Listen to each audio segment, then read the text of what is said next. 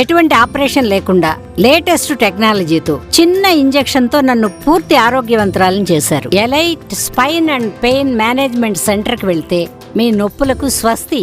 Right, మొత్తానికి కేసీఆర్ నల్గొండ జనగామ జిల్లాల్లో పంట నష్టపోయిన రైతులను పరిశీలించిన తర్వాత మీడియాతో కూడా మాట్లాడారు. ఇది కాంగ్రెస్ పార్టీ తెచ్చిన కరువు, ఇది వచ్చిన కరువు కాదు. గతంలో మామూలు సాధారణ వర్షపాతం కంటే 8% వర్షపాతం అధికంగా వచ్చింది. అయినా కూడా ఏ రకంగా పాలించాలి, ఏ రకంగా రైతులకు కరెంట్ ఇవ్వాలి, వాటర్ ఇవ్వాలి తెలియక అసమర్థ ప్రభుత్వం వల్లే ఇలాంటి పరిస్థితి వచ్చిందంటూ కూడా కేసీఆర్ ధ్వజమెత్తారు. ఉదయం నుంచి కూడా కేసీఆర్ టూర్లో ఉన్న మా ప్రతినిధి శ్రీకాంత్ మనకు లైవ్లో అందుబాటులో ఉన్నారు. శ్రీకాంత్తో మాట్లాడదాం. శ్రీకాంత్, ఉదయం నుంచి కూడా కేసీఆర్ పొలం బాట పట్టారు. ప్రధాన ప్రతిపక్ష నాయకుడి హోదాలో, అంటే ముఖ్యమంత్రి పదవి దిగిపోయిన తర్వాత తొలిసారి జనంలోకి వెళ్ళారు, రైతాంగంలోకి వెళ్ళారు. ఆయన మాట్లాడిందంతా మనం చూసాం. ఆయన ప్రభుత్వంపై విమర్శలు చేశారు, గత ప్రభుత్వం ఏం చేసిందో చెప్పే ప్రయత్నం చేశారు. అదంతా పక్కన పెడితే జనం నుంచి ఎలా ఉంది రియాక్షన్? నిజంగా ఆడ రైతులకు పంట నష్టపోయినట్లు కనిపించిందా? నష్టపోయిందని ఆవేదన ఉందా? బీఆర్ఎస్ ప్రభుత్వం పోయిన తర్వాత మాకేమైనా ఇబ్బందులు వస్తున్నాయి కాంగ్రెస్ పాలనలో అని చెప్పారా? అక్కడ ఏముంది అసలు సిచ్యువేషన్, మీకు ఏం కనిపించింది ఈరోజు?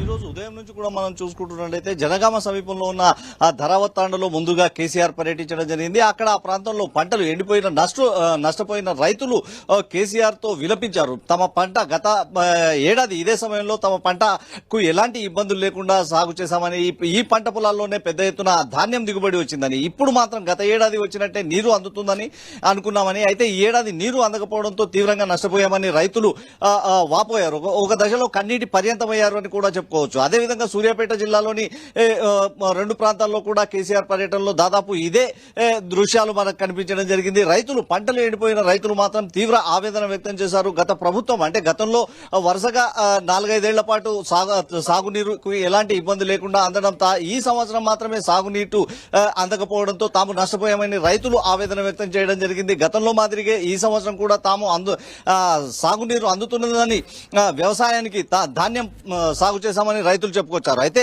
ఒక దశలో రైతులు చేసిన వ్యాఖ్యలతో కేసీఆర్ కూడా చెల్లించిపోయారని చెప్పుకోవచ్చు. ఓ మహిళా రైతు కేసీఆర్ ని పట్టుకొని విలపించారు. తన కుమారుడి పెళ్లి కోసం తాను మొత్తం ఇప్పటికే ఇబ్బందుల్లో ఉంటే ధాన్యం పంట పూర్తిగా ఎండిపోయి మరింత నష్టాలు ఎదుర్కోవాల్సి వస్తుందని చెప్పడంతో కేసీఆర్ చెల్లించి ఆ మహిళకు 5 లక్షల రూపాయల ఆర్థిక సహాయం చేస్తామని కూడా ప్రకటించడం జరిగింది. కళ్యాణ్, రైతుల పరిస్థితి మాత్రం ఎండిపోయిన ధాన్యం పంటలు చూస్తే కేసీఆర్ కూడా చెల్లించి రైతులను ఆదుకోవాల్సిన బాధ్యత ప్రభుత్వానిదే అని, గతంలో తాము 7-8 ఏళ్ల పాటు వరుసగా ఎలాంటి ఇబ్బందులు లేకుండా సాగునీటిని సమర్థవంతంగా అందించామని, ప్రస్తుత ప్రభుత్వ నీటి నిర్వహణ లోపం కారణంగానే రైతులకు సాగునీరు అందడం లేదన్న అభిప్రాయాన్ని కేసీఆర్ వ్యక్తం చేశాడు. ప్రభుత్వ తీరుకు నిరసనగా తాము రైతుల పక్షాన పూర్తిగా పోరాటం చేస్తామని, రైతులకు అండగా ఉంటామని, ప్రతి రైతుకు పంట నష్టం జరిగిన ప్రతి రైతుకు ఎకరాకు 25,000 రూపాయల నష్టపరిహారం అందించాలని కేసీఆర్ డిమాండ్ చేయడం జరిగింది. ఎన్నికలకు ముందు కాంగ్రెస్ ప్రభుత్వం ఇచ్చిన హామీలన్నింటినీ కూడా ఈ రోజు మొదటిసారి బయటకు వచ్చిన కేసీఆర్ గుర్తు చేశారని చెప్పుకోవచ్చు. హామీల్లో కూడా ప్రధానంగా రైతులకు సంబంధించిన హామీలనే ఎక్కువగా కేసీఆర్ మీడియా సమావేశంలో ప్రస్తావించడం జరిగింది. రైతు బంధు కానీ, రైతు బీమా కానీ, సాగునీరు, ఇలాంటి అంశాలను ఎక్కువగా ప్రస్తావించడం జరిగింది.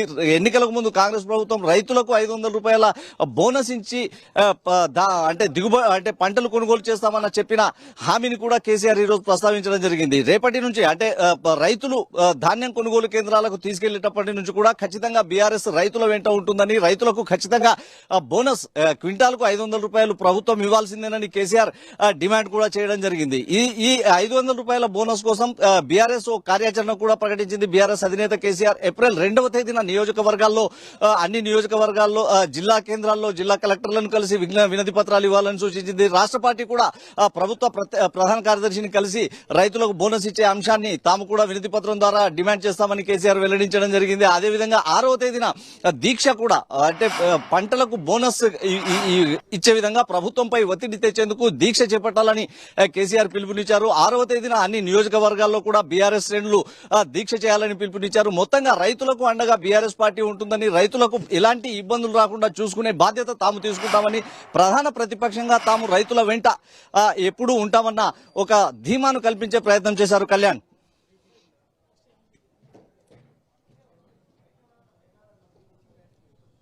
శ్రీకాంత్, అంటే ఇది చూస్తే విపక్షాల నుంచి అప్పుడే విమర్శలు మొదలైనాయి. అంటే లోక్సభ ఎన్నికల కోసం కేసీఆర్ చేస్తున్న ప్రయత్నం, కేసీఆర్కి ఇప్పుడు పొలం గుర్తొచ్చింది, రైతులు గుర్తొచ్చారు, ఎలక్షన్ల ముందు అనే విమర్శలు వస్తున్నాయి. దీనికి బీఆర్ఎస్ పార్టీ ఏం చెప్తుంది, బీఆర్ఎస్ నేతలు ఏమంటున్నారు? అంటే రాజకీయాలపై కూడా ఈ రోజు కేసీఆర్ ఎలాంటి వ్యాఖ్యలు చేయలేదు. కేవలం రైతు సమస్య ఎజెండాగానే తమ పర్యటన ఉంటుందని, రాజకీయాలను ప్రస్తావించాల్సిన అవసరం లేదని, ఈ అంశానికి పెద్దగా ప్రాధాన్యత ఇవ్వాల్సిన అవసరం లేదని కేసీఆర్ అభిప్రాయం వ్యక్తం చేశారు. రాజకీయాలు ఎప్పుడు ఉంటాయి, ఎప్పుడు వస్తుంటాయి పోతుంటాయి, కానీ రైతుల సమస్యలు మాత్రం తాము ఖచ్చితంగా గుర్తిస్తామని, రైతులకు అండగా ఉంటామన్న ఒక భరోసాను కేసీఆర్ కల్పించే యత్నం చేశారు. రైతుల కోసం పొలం బాట పట్టిన కేసీఆర్ పై విమర్శలు చేస్తున్న కాంగ్రెస్ గాని ఇతర పార్టీల నేతలను బీఆర్ఎస్ నేతలు తప్పుపడుతున్నారు. ఎందుకంటే ఉన్న సమస్యను ప్రస్తావించేందుకు, ఉన్న సమస్యలను ప్రభుత్వం దృష్టికి తీసుకెళ్లి తాము ఆ సమస్యలను ప్రభుత్వం పరిష్కరించే దిశగా తాము రైతుల తరపున పోరాడుతూ ఉంటే ప్రభుత్వం దీన్ని జీర్ణించుకోలేక అధికార పార్టీ నేతలు తమపై విమర్శలు చేస్తున్నారన్న అభిప్రాయాన్ని బీఆర్ఎస్ నేతలు వ్యక్తం చేస్తున్నారు. అయినా రైతుల పక్షాన పోరాడతాం, గట్టిగా రైతుల వెంటే ఉంటాం, ప్రభుత్వాన్ని నిలదీస్తామన్న ఒక స్పష్టమైన డిమాండ్ మాత్రం బీఆర్ఎస్ నేతలు వినిపిస్తున్నారు. Kalyan. Right, thank you Srikanth.